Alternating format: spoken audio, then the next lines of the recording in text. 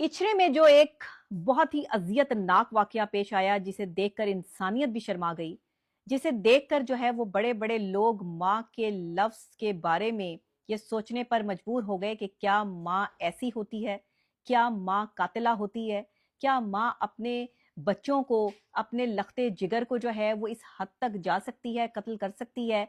तो इस केस में अभी तक जो इन्वेस्टिगेट हुआ है वो यही है कि माँ ही कातिला है और उसका किसी के साथ एक्स्ट्रा मैरिटल अफेयर था, जिसकी वजह से उसने ये सब कुछ किया, उन बच्चों को अपने रास्ते से हटाने की कोशिश की। यही अभी तक इन्वेस्टिगेट होकर जो है वो चीजें सामने आ रही हैं, जो पुलिस की तरफ से रिपोर्ट सामने आ रही है, या हमारे जो जर्नलिस्ट हैं वो ये रिपोर्ट जो है वो कर रहे हैं।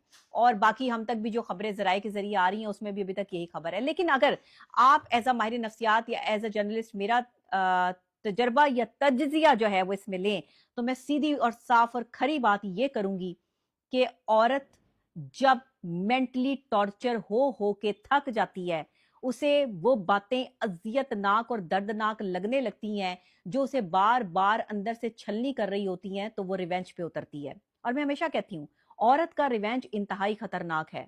औरत दो ही जगह पर जो है वो आकर अपना पैंतरा बदलती है, दो ही जगह पर आकर बेवफाई करती है। एक तब जब उसे पैसे की जरूरत होती है, और एक तब जब उसे जिस्मानी तौर पर जो है इस ख्वाहिश की जरूरत होती है।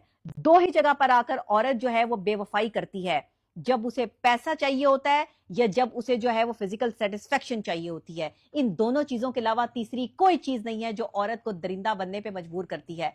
औरत एक जानवर की सूरत तभी इख्तियार करती है जिस वक्त उसको ये एहसास होता है कि अब उसे उसकी जिंदगी में जो कमी है उसको पूरा करना है, और वो कमी कहीं पैसे की सूरत में है तो कहीं जिस्मानी ख्वाहिशात की सूरत में है। और अगर आप इस केस को देख लें, इचरा वाकिया को, तो आपको समझ आ जाएगी कि यहाँ पैसा भी मायने रख रहा है और यहाँ जिस्मानी ख्वाहिश भी मायने रख रही है। हम इस पर बात करने से डरते हैं। जो माहिर नफ्सियात या कोई जो है वो डॉक्टर इस पर बात करना चाहता है तो हम उसको चुप करा देते हैं, हम उसके खिलाफ जो है वो महाज खड़ा कर लेते हैं। ओए हो इसने इतनी शर्मनाक बात कर दी, इसने सबके सामने आकर ये कह दिया कि जी मियाँ बीवी का रिश्ता ये होता है, या मियाँ बीवी के रिश्ते में फिजिकल सेटिस्फेक्शन बड़ी जरूरत है या बड़ी जरूरी है चीज है। ये झूठ है।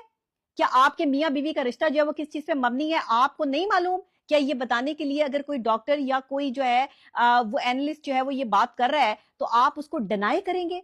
आप औरत के इन दो रास्तों को डिनाई नहीं कर सकते। याद रखिएगा, ये मजदूर की बीवी है जिसने अपने बच्चों को कत्ल किया। वो दूसरी शादी करना चाहती थी, वो किसी और के इश्क में गिरफ्तार थी, वो शख्स उसे पैसे भी भेजा करता था। इसके दो पहलू हैं कि एक तो वो मजदूर सारा दिन मजदूरी करता था, वो अपनी बीवी को वक्त नहीं दे पाता था, वो अपनी बीवी को मेंटली और फाइनेंशियली और फिजिकली जो है वो सेटिस्फाइड नहीं कर पा रहा था, जिसकी वजह से उसका एक्स्ट्रा मैरिटल अफेयर चला। बीवी मजदूर की हो या बिजनेसमैन की हो, इमोशंस एक ही जैसी होती हैं औरत की। जब उसका शौहर उसको वक्त नहीं देगा तो वो फिर गलतकारी की तरफ भागेगी, वो अपनी मेंटल और फिजिकल सेटिस्फेक्शन की तरफ भागेगी। मेंटल सेटिस्फेक्शन औरत की पैसा है और फिजिकल सेटिस्फेक्शन औरत की हवस है। याद रखिएगा, ये दोनों चीजें औरत को तबाह बर्बाद करके रख देती हैं, और औरत इस बर्बादी के लिए जो है वो अपनी डिग्निटी, अपनी हया, अपना सब कुछ कुर्बान करने के लिए तैयार हो जाती है, और ये सोचे समझे बगैर कोई भी इंप्लीमेंट कर देती है कि उसको ये समझ नहीं आती कि वो एक आम इंसान से कातला कब बनी। या तो वो अपनी जिंदगी खत्म करती है या किसी एक ऐसे शख्स की जिंदगी खत्म करती है जो उसके बहुत करीब हो या उसके रास्ते की दीवार हो।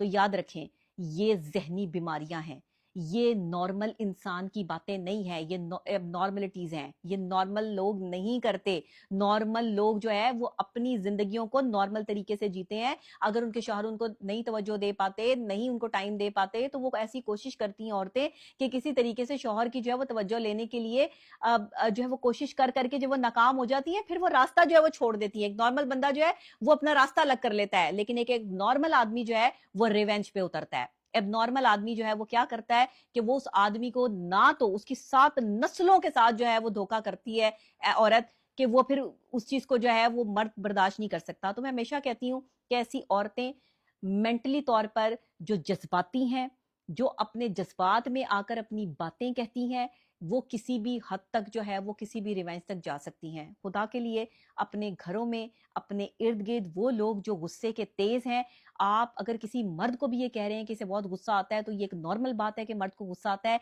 ये एबनॉर्मलिटीज हैं। ये नॉर्मल बंदे की बात नहीं है। मर्द वो मर्द ही नहीं है जिसे गुस्सा आए।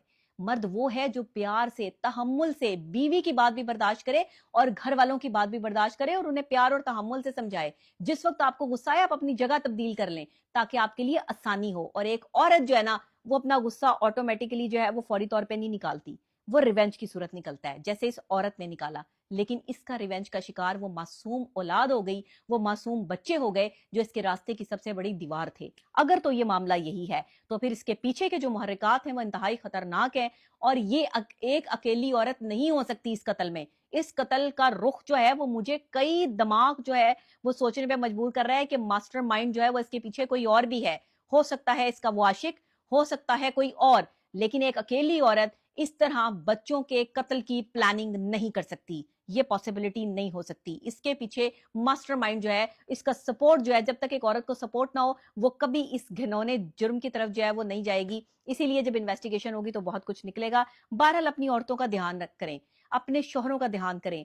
पाकिस्तान में 90% लोग इस वक्त जो है वो अल्लाह माफ कर दे, तौबा अस्तगफिरुल्लाह कह के कहना चाहिए, एक्स्ट्रा मैरिटल अफेयर के चक्कर में पड़ चुके हैं।